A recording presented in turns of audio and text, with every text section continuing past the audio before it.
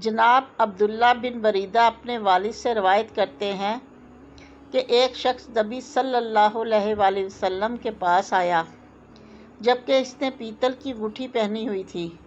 آپ نے اس سے فرمایا، مجھے کیا ہے کہ میں تجھ سے بتوں کی بو پاتا ہوں؟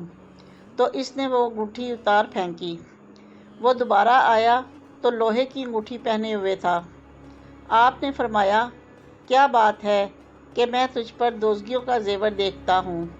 تو اس نے وہ بھی اتار پھینکی۔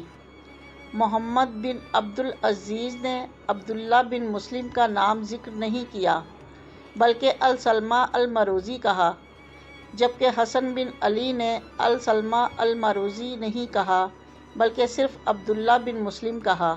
سنن ابو داؤد، حدیث نمبر 4223۔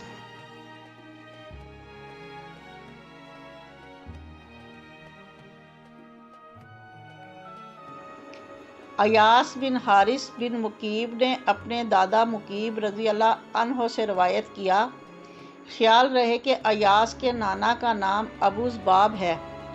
انہوں نے کہا کہ نبی صلی اللہ علیہ وآلہ وسلم کی انگوٹھی لوہے کی تھی جس پر چاندی کا ملمہ کیا گیا تھا۔